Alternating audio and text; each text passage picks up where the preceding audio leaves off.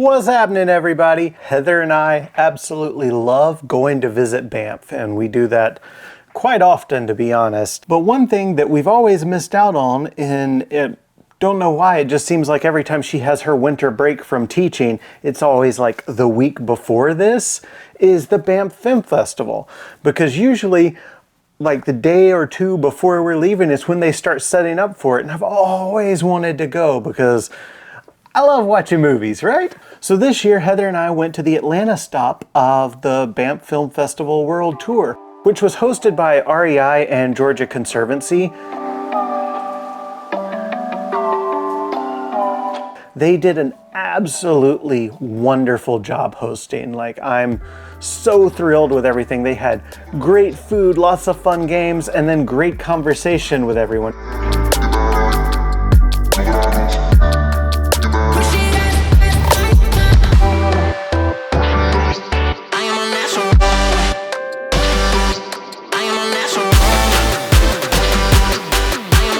It was so nice meeting Catherine and Brian from the Georgia Conservancy and then Brian from REI, because like Georgia Conservancy especially, I've done stuff with in the past. Like usually when I'm selling my art prints, 10% of all of those sales always go to Georgia Conservancy because I think they do really, really good work. And so we've chatted online before because of all of that, but you know, all these people I chat with online all the time, and it's great to meet them in person.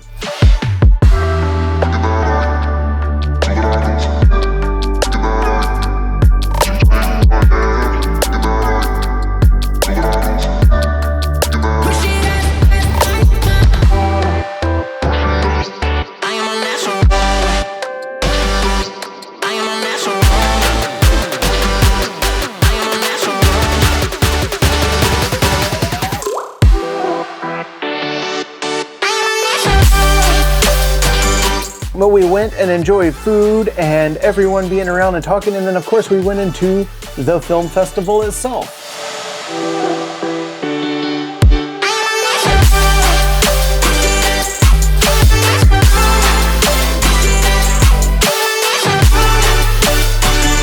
Now obviously this isn't the whole film festival because in Banff it's a multi-day event, right? But this is the selection that they picked for their world tour. And I've got to say, they did a pretty great job with what we saw. There were so many awesome films. They opened up the show with a film called No Way by Jean-Baptiste Chandelier, and oh my gosh, it was just so good. Like, it was a great way to start the show because it was funny and exciting, and it just combined these amazing paragliding stunts with a fun little story, and like such a treat to start off with that. Absolutely loved that one. Then they immediately go into a short called the Ascension series, and it was focusing on Hi, I'm Morag. I'm a king climber, skier, and artist. Oh, and I'm deaf. I forgot I'm deaf, yeah. Wonderful film, and just such a fun person to follow. Like, she was just so incredible with her storytelling abilities and her humor, and I really, really liked that. Then one of my favorite films, like obviously I'm not going to go into all the films we saw, but I just wanted to talk about some of the highlights that I experienced there to maybe get you excited to go see it, because I really think if you enjoy the outdoors, this should be something that you go see if they're stopping in your area. But one of my favorite films was called School of Fish. And it was this amazing film telling the stories of a family that have been fishing in Bristol Bay for years and years and years. It's part of their indigenous heritage, and how they've become not only fishermen, but also fishing guides for people coming in, and using that knowledge to kind of have people come in and work with the land versus like the miners that just want to destroy the land in the area because that's where the pebble mine is and all of that sort of stuff. It's hard to say in words when you're actually in the moment. In order to feel what I'm telling you, I need you to experience and be open with the land. Natives In Bristol Bay has always been looked at as expendable people. Iliamna Lake is the most productive salmon lake in the world. And I told him, I said, you're not gonna pollute that lake. I'll never back down from people like that.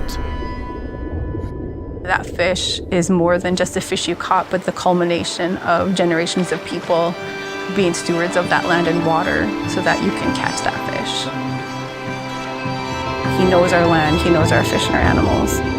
I'm very grateful that he didn't just keep all of that knowledge to himself.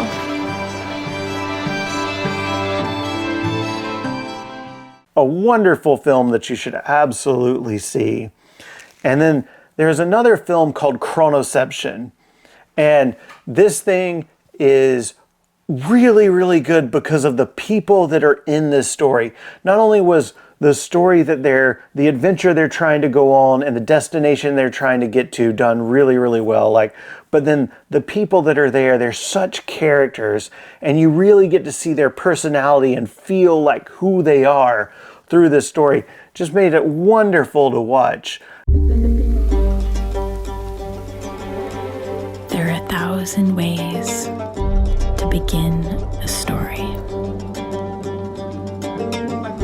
This particular story has its own unique starting point. But where exactly?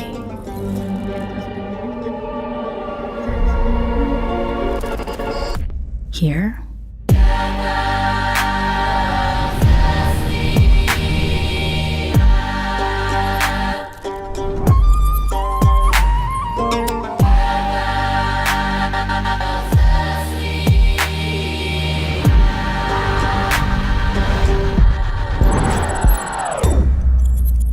Along the infinite curve of time, let's pick a specific point, a place to begin. Obviously, I didn't see the longer Banff Film Festival edit, but having the shorter world tour edit seemed fine to me. It seemed great. I didn't feel like anything was missing. So I don't know what those extra 15, 20 minutes would have been, but I don't know that it needed them because what we got was incredible. And then there was a film that I really enjoyed called Real Rock. It was Real Rock DNA, and it's about a French climber, Seb, and him trying to create a new climbing route called DNA. It was so good, just watching all the stuff he was going through to try to do this, and the help that his mom was giving him, and it was just an incredible thing to see. This project, DNA, it could be the hardest route on the earth. It's like a marathon, huge and super steep, big dynamic moves. It's a perfect mix, the difficulty and the beauty.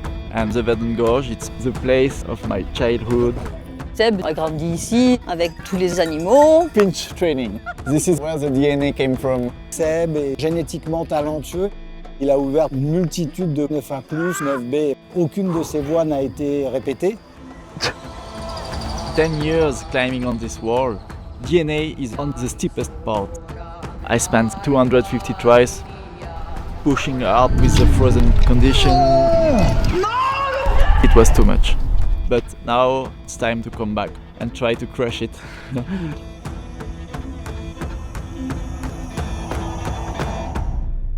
So wonderful. And obviously there are so many more great stories, but that's why I think that you all should go see it. Check out their website and see if the world tour is coming anywhere in your area. And if it is, go see it because this is so good. And what it really did was it made me and Heather both want to actually try to find a way to get there sometime for the actual film festival.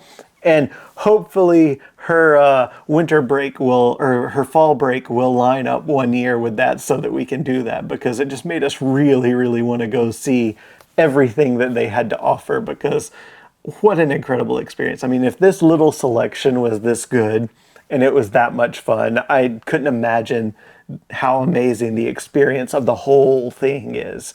But Go check it out, and I hope you enjoyed this, and as always, I hope to see you out there. Bye. Obviously, different hat, different day, but I wanted to jump in here real quick and say there were also some really cool raffles and giveaways at the Banff Film Festival World Tour. And while I didn't win the really cool Georgia Conservancy giveaway, which was a kayaking trip to the Okefenokee Swamp, I did win one of the REI raffles, which was this cool hat. And obviously I love a good hat, so this is great. It's nice to win stuff every now and then, right?